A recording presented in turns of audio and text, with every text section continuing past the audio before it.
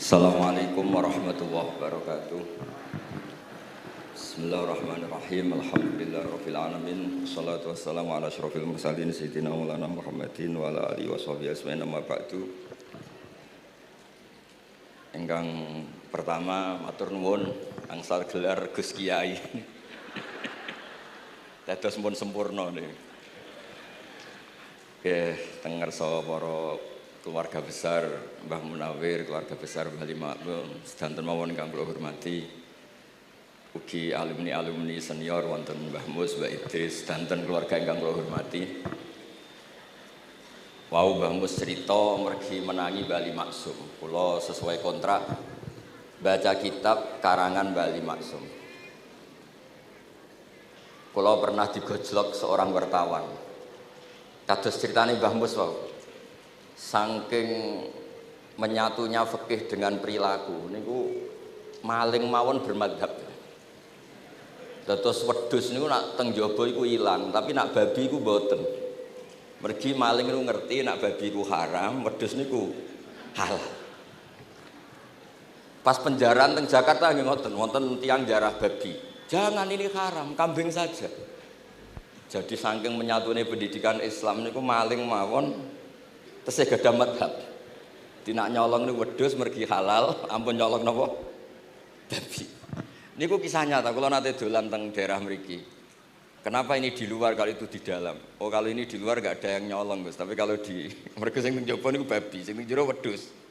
Mergo jare malinge tesih bermadhab. Terus memang cerita-cerita seperti itu kathah mboten sekedar anekdot. Sementing kula badhe crita tentang dzurriyyah-dzurriyyahipun Bali Maksum wonten sing nom-nom lah sing kula wani ngandani wonten Mas Hilmi, wonten Mas Zaki, wonten sedanten Mas Afif. Kenapa kitab itu harus dibukukan, harus didokumentasi, dan kenapa Bali Maksum menulis Hujjatu Ahli Sunnah wal Jamaah. Kula boten niat pamer, kula niki nggih pembaca Al-Ibris, pembaca Al-Iqlil, pembaca risalahnya Bali Maksum Hujjatu Ahli Sunnah wal Jamaah. Saya juga baca buku-buku karangan orang-orang dulu, terutama tiang Indonesia. Karena Mbah Mun sering pesen wa ma arsalna mir rasulin illa bilisani qaumi. Jadi orang itu jadi rasul itu pasti dengan gaya atau budaya masyarakatnya. Termasuk wong desa niku hormat tamu.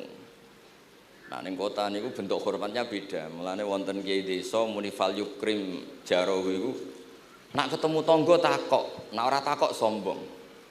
Nak kiai kota walian, nak ketemu tonggo aja takok, iku ganggu privasine wong. Dados makna ikram tetep tapi implementasinya bilisani qaumi. Orang kota itu kalau sering ditanya itu mesti protes karena privasinya terganggu. Tapi kalau di kampung itu suka ditanya karena itu dianggap keramahan. Makanya kula niku termasuk orang yang jarang bertamu. Mergi kula gadah trauma kalian kakakipun Gus Zofur Gus Kamil. Beliau berkeyakinan silaturahim itu sae. Dolani alumni. Bareng didolani assalamualaikum matur nuwun Gus rawuh. Niku alumni niku ilang, awan-awan Mas. Mergo kepengin hormat nyembelih ayam, ayame jek dolanan. Pitik itu teng desa kan pacare kuwathas, golekane angel. Bar salam niku ilang sampai sak jam. Bale runtusen, pitike mboten kecekel. Akhirnya ngapunten Gus mboten saged hormat, ngapunten mboten saged hormat. Itu bukti bahwa implementasi syariat Rasulullah itu juga harus dipikir. Ojo pepe seneng silaturahim, santri alumni melarat kerja teng pabrik jam 09.00 didolani. Akhirnya mikir, sitok kiaiku, sitok bosku.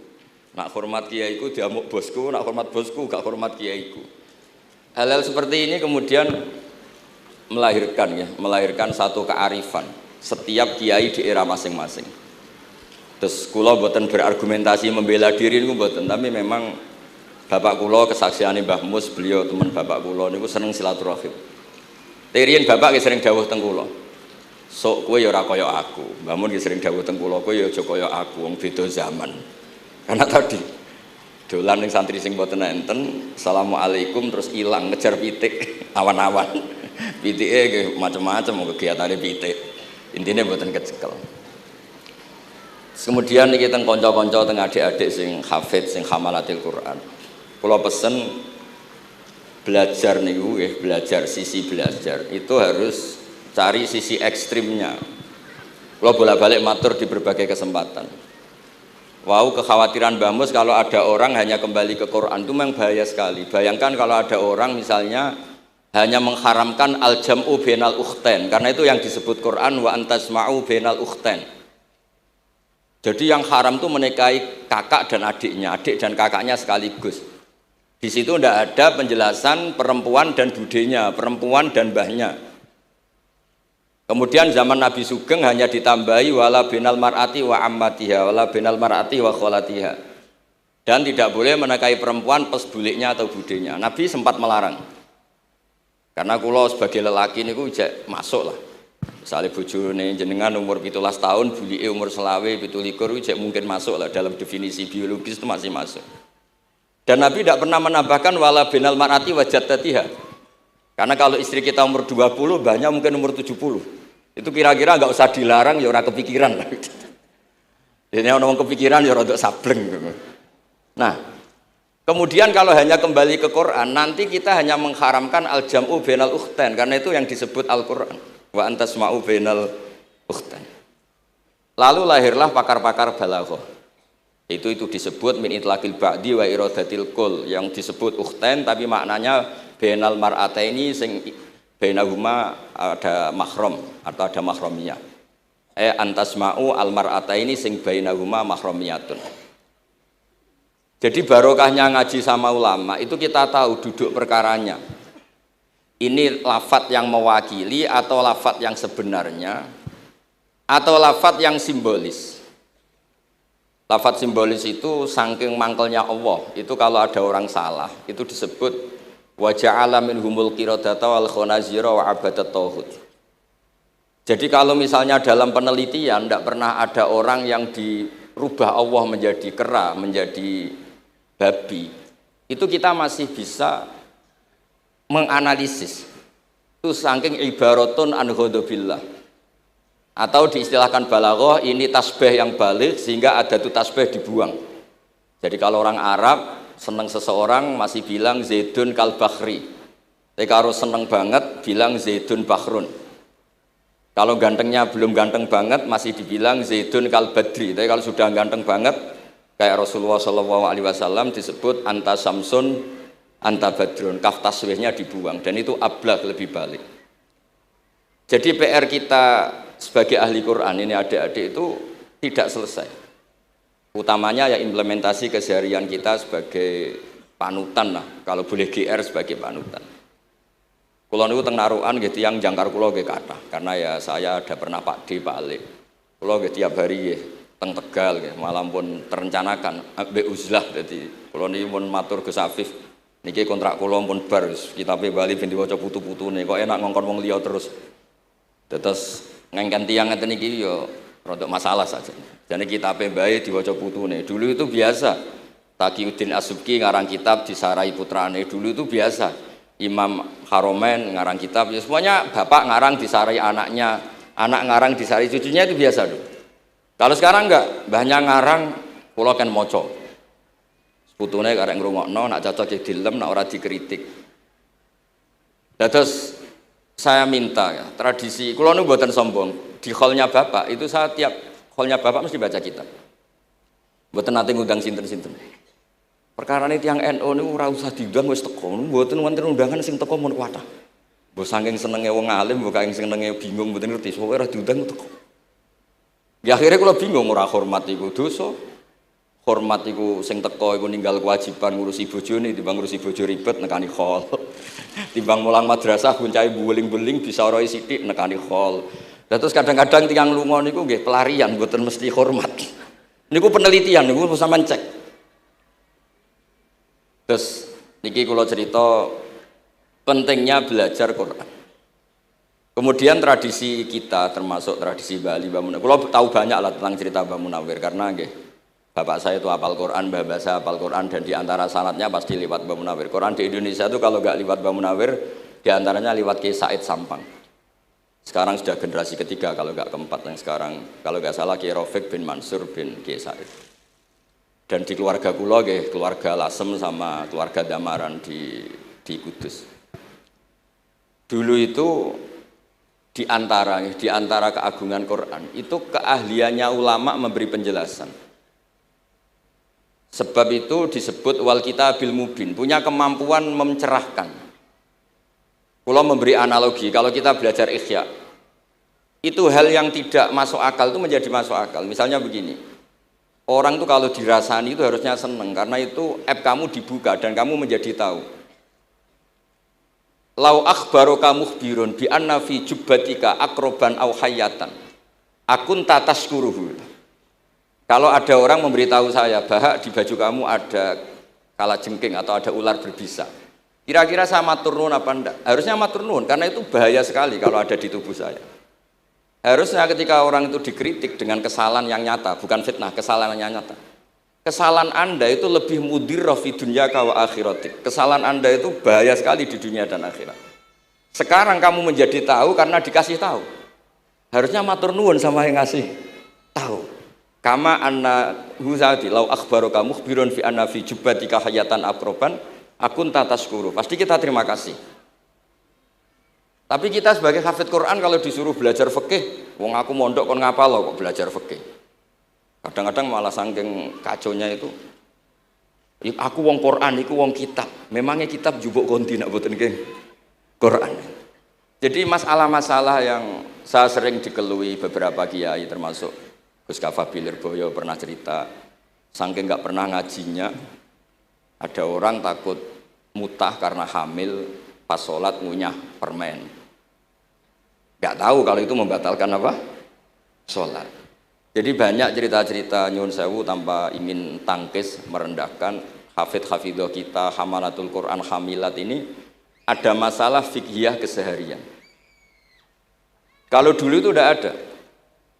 Kunna nata'allamul Quran, kunna utinal iman qoblal Quran. Kita ini dikasih iman dulu baru dikasih Quran sehingga iman kita mantap. Baru belajar Quran. Fana ta'allamuha asra ayat. Dulu kalau istilahkan Quran memang pakai dhamir muannas karena artinya ayat. Terus dan kita tidak beralih hatta nata'allama halalaha wa haramaha. Dan kita tidak beralih sebelum tahu halalnya mana, haramnya mana. Ini penting karena ada hal-hal yang sifatnya itu fatal kalau tidak ngerti. Misalnya tafsir. Itu ada ayat wa min thamaratin nakhili wal a'nabi tattakhiduna minhu sakaron. Ketika khomer belum diharamkan, itu masih Allah imtinan. Imtinan itu menyebut nikmat. Di antara nikmat itu disebut tattakhiduna minhu sakaron. Kamu itu kalau punya buah anggur bisa agak-agak ngefly dan itu bisa melupakan problem Anda. Kemudian ketika perang, itu orang Islam itu sadar, yang orang kafir itu agak sakau, agak sakaron. Kalah dia pede, yang orang Islam nggak pede karena sadar. Akhirnya masih ada jawaban kul fihima itsmun kabir wa manafi'u linnas, masuk terus kendel. Akhirnya ya sama-sama agak ngefly, sebagian ya tidak semuanya. Sehingga haramnya khomer itu sampai 3 kali periode. Pernah haram hanya kalau mendekati sholat, la taqrabus sholat wa antum sukaro. Tapi kalau mau sholat duhur ya nyakonya itu jam 7. Jangan setengah 12 nanti masih kuliah ayyuhal kafirun a'budu ma ta'budun wa antum abiduna ma.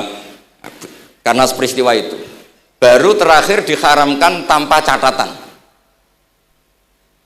Nah hal-hal seperti ini misalnya saya ini Mbah Mus sering ngendikan, Pak Kures juga sering ngendikan, saya tidak percaya terjemah, kata Mbah Mus. Ya karena kalau terjemah itu berdiri sendiri, ada ayatun mansukhoh atau ahkamun sing mansukhoh atau hukmun sing mansuh. Kebetulan anak ini belajar yang mansuh, dia tidak ngerti nasihnya, yaitu terus dipegang. Katanya memegang Al-Quran. Padahal hukum itu sudah diganti sama Allah Ta'ala, disebut nasah mansuh. Sehingga dulu kalau Sayyidina Ali ngecek beberapa masjid, ada guru atau ustadz, kamu pengajar Quran iya. Apakah kamu ngerti nasah mansuh? Enggak. Jawabnya Sayyidina Ali, halakta wa ahlakta. Kamu sendiri rusak dan kamu merusak orang lain. Nah, ketika di Kerapia itu ada Mbah Ali Maksum. Mbah Maimun itu sering cerita ke saya, dhisik iku hak Mbah Munawir saking kepingine santri Quran yang ngaji kitab. Iku kalau ada santri Lirboyo atau santri mana mulang muin itu Mbah Munawir ikut sebagai percontohan ben santri-santri itu seneng ngaji fikih. Terus kata Mbah Mun, saking kesemseme Mbah Munawir iku ambek wong alim, delalah besanan wong alim. Dulu Mbah Zaini pernah angsal keluarga Lirboyo, sehingga beliau punya dzurriyyah teng Lirboyo. Terus besanan kalian Mbah Maksum, Nyai Hasyim angsal Bali Maksum, sehingga terus di Krapyak itu banyak orang-orang alim. Tapi terus Mbah Mun cerita, kabeh ono regane, Bali Maksum terus populer sebagai alim allamah, sehingga yang ke Krapyak itu ya ora pati niat tahfidz, niatnya ngaji kitab. Singkat cerita di era itu ada Ki Abdul Qadir, tapi pondok Krapyak Bali Maksum terlalu populer sehingga terkenal ngaji sorof Bandungan.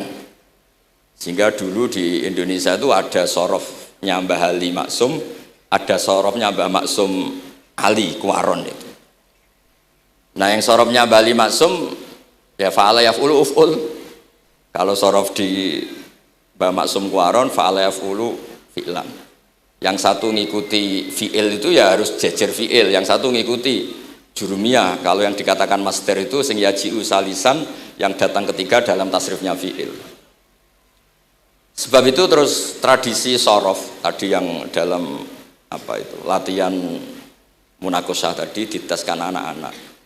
Itu memang penting karena kalau kita nanti belajar sab'ah, sorof itu segala-galanya. Misalnya qiraatu Nafi' itu bacanya fala yuhzinka qauluhum. Karena beliau berkesimpulan kalau khazana yahzunu husnan itu susah, bukan menyusahkan. Yang makna menyusahkan itu af'ala yuf'ilu ifalan, sehingga qiraat apa ya antara fala yahzunka qauluhum sama fala yuhzinka qauluhum. Tapi Imam Asim cara berpikir secara riwayat, tentu qiraat itu sunnatun muttaba'ah. Banyak lafadz yang sudah seperti itu sudah mutaaddi, kayak kota layak tulu kotlan itu kota lahu, bukan akta lahu. Sehingga beliau menganggap khazana yahzunu sudah mutaaddi binafsih, jadi nggak perlu dibaca fala yuhzinka qauluhum, cukup dibaca fala yahzunka qauluhum.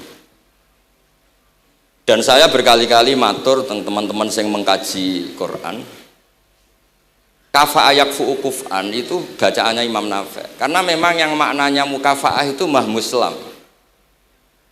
Tapi orang Quraisy itu nggak suka hamzah, sehingga ditakhfif menjadi kafa'ah yakfa'u kufuan, meskipun mereka tahu kalau itu mahmuslam.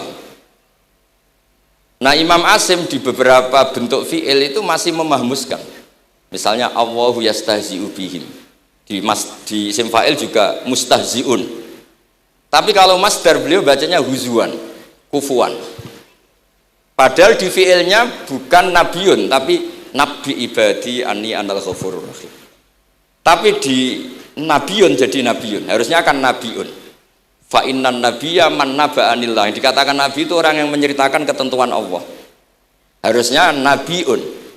Jika qiraatun Nafi' ya tetap wan nabiin, ya ayyuhan nabiu.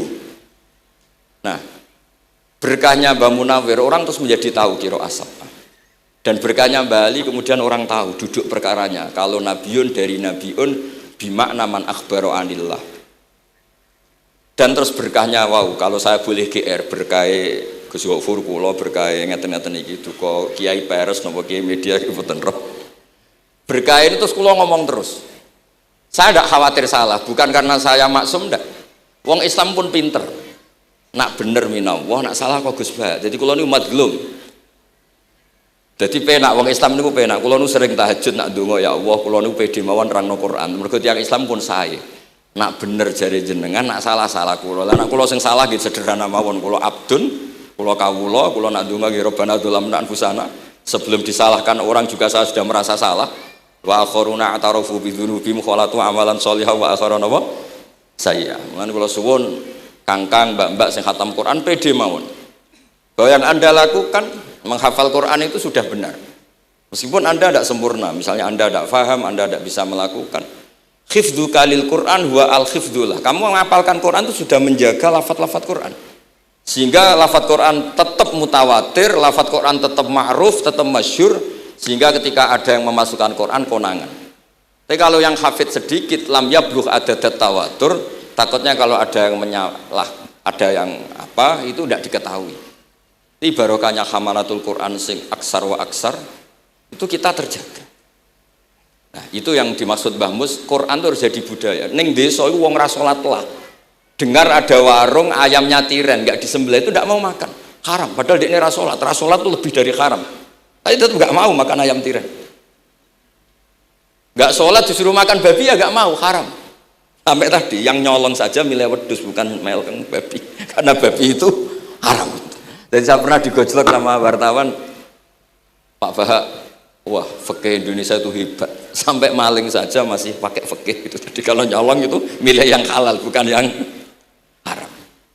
Pun niku bentuk hormat kula teng keluarga Mbah Ali, bentuk hormat kula teng Mbah Mus teng sedanten keluarga niki kula badhe maos kitabipun Mbah Ali. Kula pancen pengagum kitab-kitab yang dikarang orang Indonesia. Mereka kita anggap niku lebih aplikatif lah, karena dikarang orang yang trauma dengan Indonesia. Kemudian setelah trauma ingin membenahi Indonesia. Misalnya jenengan ngertos sesajen, mbok haramno iku tradisi, mbok barno iku sawangane kok dekati sirek ning pinggir wit gede.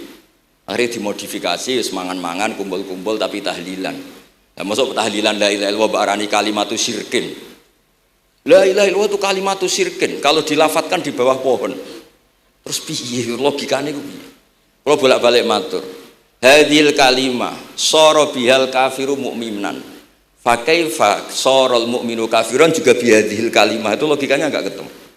Orang yang kafir puluhan tahun saja sekali melafatkan la ilaha illallah Muhammadur Rasulullah, qul lil ladzina kafaru iyantahu yufar lahum ma qad salam. Selesai, sara mu'minan. Bihadhil kalimah. Kemudian kalimah yang sama ketika kita baca dianggap kita ini kafir juga bihadil kalimah. Akhirnya dengan modifikasi khas Indonesia, kearifan Indonesia, tetap sesajen tapi tahlilan, tetap melakukan hal-hal Jawa tapi dimodifikasi menjadi Islami. Kalau kita misalnya orang modern nggak ingin mengganggu orang lain yang kita tamui, gampang dalilnya. Ada ayat la tadkhulu buyutan ghaira buyutikum. Kamu jangan sowan ke orang lain atau dolan ke orang lain. Hatta tastanisu. Ukurannya bukan salam dulu, bukan hatta tusalimu, hatta tastanisu. Jika kamu merasa nyaman, kamu bisa ngukur tingkat akrab kamu. Kamu bisa ngukur jamnya orang itu. Kamu bisa ngukur kebutuhan orang itu. Butuh saya ndak? Kenapa mertamu pengen kei duit bebas jam? Atau kamu orang cantik yang kamu tamoni sing seneng kue bebas jam? Tapi aku apa nagih hutang, mertamu orang yang kamu tagih itu mesti kamu dianggap problem. Atau mertamu orang yang nggak akrab di jam istirahat, tentu kita dianggap problem. Makanya ukurannya Quran tuh hatta tastanisu, kamu merasa nyaman. Istiqnas itu nyaman, enjoy. Kayak saya dolan di Gosofur kan akrab mulai kecil teman saya. Mungkin bisa ngabaikan jam. Tapi kalau saya dolan di kiai yang nggak kenal saya, mungkin kedatangan saya dianggap problem karena di jam tertentu. Saya harus mikir, kayak apa hebatnya Quran ketika bikin aturan la tadkhulu buyutan ghaira buyutikum hatta tastanisu. Setelah nyaman nggak apa-apa waktu salimu, jangan salam dulu. Istiqnasnya nggak kena, salamnya geger. Akhirnya banyak kiai keselak. Assalamualaikum pas makan, nggak dijawab. Assalamualaikum. Nah hal-hal seperti itu harus santri-santri ini kalau niat ngandani lari-lari, bukan niat ngandani kiai-kiai, harus waqafil qalb, harus warrasikhuna fil ilm. Tahu betul kualitas hatta tastanisu. Kamu itu merasa nyaman istiqnas. Kemudian rasa nyaman ukurannya apa ya? La doror wala diror. Kamu tidak ganggu diri kamu sendiri, juga gak mengganggu orang lain. Sehingga setelah itu semua baru watu salimu ala ahliya. Nah, andai kan kita ya tadi dawe Mbah Mus, kita semua sudah seperti itu. Kalau bertamu di orang ya kita ngukur tingkat akrab kita, tingkat dibutuhnya kita. Sehingga di tradisi NU itu ya dolan kiai pendak diundang karena itu pasti diinginkan. Wong kula nate diceritani pernah misanani Mbah Mun. Kula nate Gus ditiliki Mbah Mun mboten seneng. Kena apa? Beliau pas khutbah Mbah Mun rawuh delalah Mbah Mun jarak salat ning saf awal. Bar niku tiyange meruntus meriang. Karena khotib tuh harus naik ke mimbar kudu ngandani takwa usikum wa nafsi bitakwa. Teng isore niku Mbah Mun. Walhasil terus loro terus wan yai. Mbah, nak dolan nggih dikira-kira, ampun pas Jumatan. Semenjak niku Mbah Mun Mbah Sahal niku nak Jumatan teng mburi. Mbah Sahal niku kalau Jumatan itu sudah komat gelar, beliau keluar dari mobil serenane niku. Miyos terus salat terus kondur. Kalau dulu ya janggal iki wong alim alama nak salat kok mburi. Ternyata itu enggak ingin jadi problem bagi khotib. Jenengan iso bayangno khutbah teng ngarepe Mbah Mus, terus kula munggah ngeten nyekel tongkat, usikum wa nafsi fi taqwa. Terus apa ya? Akhirnya terus kula niku kan jare wong akeh, mbotenan Bu. Jare wong akeh rada iso ngaji. Kula nak Jumatan niku guri gara-gara diceritani niku. Ternyata khotibe ge cerita kula, matur nuwun Gus, pokoke nak pas Jumatan aja ketok. Dianggap musibah, kedatangan kula dianggap musibah.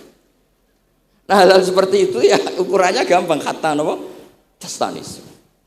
Pun niki kula maos terakhir niki, Pak Don niki Gus Hilmi, Gus niku sing Gus Hafiz pokoke sing waris-waris. Niki cerita kemarahanipun Mbah Ali Maksum ngadepi firqah-firqah kelompok-kelompok sing mboten jelas nih. Oleh ngendikan niku kula masih ingat karena saya khatam kitab ini itu 2 kali.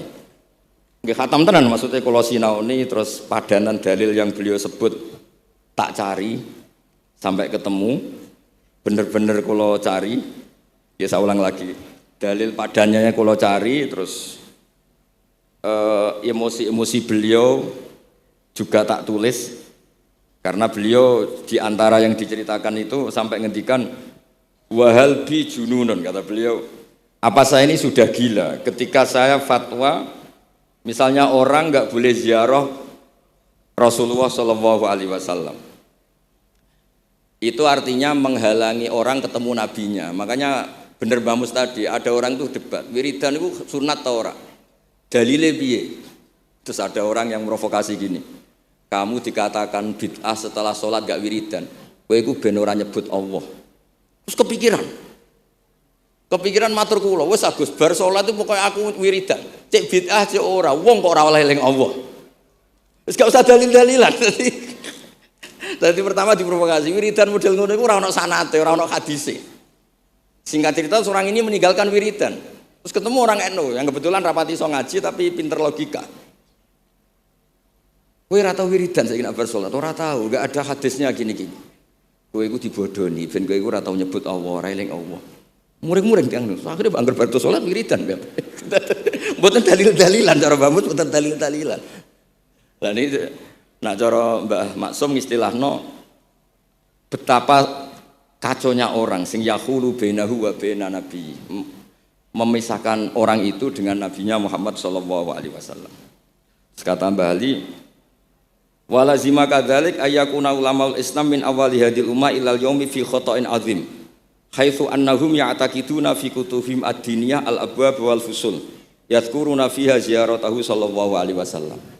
Kata beliau, wa inni bima ahmidu min laqabi kiai amuru wa usaddidu fil amri kullu mu'minin ayasudda rahlahu tariklahu ila ziyarati. Jadi beliau sendiri di sini juga dan saya atas nama sudah diberi gelar kiai memberi fatwa begini. Jadi di kitab Sajaratul Ma'arif itu ada babu dzikri rajul manaqiba nafsi. Orang itu kadang harus sombong menyebut kelebihannya sendiri. Kayak Nabi Yusuf ngendikan inni hafizun alim. Nabi Sulaiman juga ngendikan wa utina min kulli syai'. Itu bukan sombong tapi cara beliau untuk memaklumatkan. Saya belum pernah merasa ahli tafsir. Tapi kan kita khawatir kalau ada tafsir yang cara Mbah Mus tadi kiai produk sendiri. Akhirnya kalau mau tafsir, saya pernah ngaji Mbah Maimun, ngaji Bapak. Saya baca kitab Al-Ibris, baca Al-Iqlil, baca terjemah Kemenak, baca terjemahnya Pak Quraisy, baca terjemahnya Imam Sa'rawi. Baca banyak lah yang saya baca, termasuk membaca kitab-kitab dulu mulai tafsir Tobari, tafsir apa saja yang saya bisa tak baca. Bukan karena saya merasa tahu enggak, tapi kayak apa umat ini kalau dapat ilmu dari orang yang tidak kredibel. Kalau misalnya itu sombong, nah sekarang dokter gigi juga nulis, dokter gigi, dokter jantung, itu kalau enggak nulis ya enggak tahu kan barokahnya. Makanya kalau suwon santri-santri misalnya jenengan ahli takrib itu semua untuk rumah. Ahli takrib medium. Spesial bab ibadah kan. Nanti yang enggak pati pinter ya spesial mandi junub, enggak apa-apa. Yang penting orang tahu kamu keahliannya di mana. Daripada kamu enggak memaklumatkan kemudian ada orang lain yang enggak pernah ngaji memaklumatkan seakan-akan paling tahu Islam. Terus menjadi mahatus soal, menjadi marhalur rijal. Kayak apa? Islam mau dikemanakan? Semua ulama dulu biasa ngendikan ma adkhaltu fi kitabi hadza illa shahih, kata Imam Bukhari. Yang saya masukkan di sini semuanya hadis sahih. Dan sebelum saya masukkan sholaitu rakaatain, saya sholat dulu. Semuanya menggaransi kitabnya. Makanya di Syajaratul Ma'arif ada babu dzikri rajul manaqiba nafsi. Yaitu ketika Nabi Yusuf menghentikan inni hafizun alim. Nabi Sulaiman menghentikan wa utina min kulli syai'. Wal anbiya kulluhum yaqulun inni lakum nasikhun amin. Semua nabi pasti memaklumatkan diri inni lakum nasikhun amin. Saya ini penasihat terbaik, nasihat yang bisa dipercaya. Kemudian ketika ada zamanul khiddi, zaman hasud, zaman orang enggak fair, seakan-akan seperti itu tuh keangkuhan. Coba Mbah Bisri menamakan kitabnya itu Al-Ibris. Al-Ibris itu apa? Emas yang murni. Makna saya cari di berbagai kamus maknanya Al-Ibris itu emas yang murni. Kayak apa? Semua kitab juga dinamai dengan nama-nama keren. Al-Iqlil, Al-Ibris, Fathul Bari. Jadi enggak apa-apa. Kayak ini juga dinamai Hujjatu Ahli Sunnah wal Jamaah, argumentasi mazhab Ahli Sunnah wal Jamaah. Kalau teruskan sampai beliau ngendikan wahal bi jununun hatta usdiro amri lil mu'minin Allah yazuru rasulahum wa waliya ni'matim alladzi lahu fi unuqi kulli mu'minin minna. Masa saya ini menjadi gila karena menfatwakan orang Islam tuh enggak perlu ziarah ke Rasulullah sallallahu alaihi wasallam. Assalamualaikum warahmatullahi wabarakatuh. Kata beliau, la yadri ma yaf'al annahu yaqulu baina ibadillah wa baina rahmatillah. Fa innahu sallallahu alaihi wasallam rahmatullah lil alamin. Fal ya'rif dzalik ulaikal maniun liya'lamu fi ayyi mauqifin hum. Engkang pertama. Terus Bali itu juga yang katanya seneng guyon, kula mboten menangi Bali tapi nate pirsa nate ngertos pas beliau rawuh di mbah saya di Pernambah kula teng kene Al Wahdah teng Lasem. Kula kecil tuh menangi Mbah Ali, menangi Mbah Hamid. Karena Mbah Hamid itu masih sepupu mbah saya. Semua yang di sini juga masih keluarga saya sama-sama Bani Abdul Aziz. Itu yang katanya Bali seneng guyon tadi juga bab seperti ini ngendikan wahal bijunun. Apa saya ini sudah gila melarang orang bertemu nabinya. Kemudian mereka berdalil takut menuhankan nabi itu tidak akan terjadi. Kata kitab Ithaf hadil ummah maksumah. Umat ini akan dijaga Allah, tidak akan menuhankan Rasulullah SAW kayak kaum Nasrani menuhankan Isa. Kata kitab Ithaf bibarokati sighatis sholawat, dengan barokahnya sighat sholawat. Beliau ngendikan wan nabiyyu sallallahu alaihi wasallam wa in jalla qadru mustajun ila rahmatihi ta'ala. Sighat sholawat itu kan unik. Allahumma, Allah itu Tuhan. Sholli ala sayyidina Muhammad. Hadzal nabiyyu wa in jalla qadru muhtajun ila rahmatihi ta'ala. Jadi kita mengekspresikan mahabbah bahwa Nabi itu ahabbul khalqi ilallah.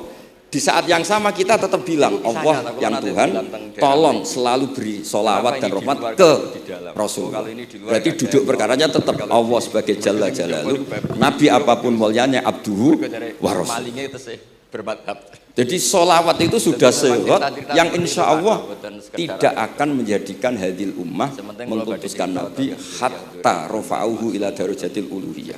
Karena barokahnya sehat sholawat tetap Allahumma al-mu'ti wa nabi wa injalla qadruh al-mu'ta yang dikasih. Kenapa kitab itu harus jadi hadis sehat itu sudah siwatul tauhid, siwatul mahabbah, sighatul alaqah baini wa baina Rasulillah sallallahu alaihi wasallam. Kayak apa hadil ummah? Ya, tapi tadi bener dawuh Mbah Mus.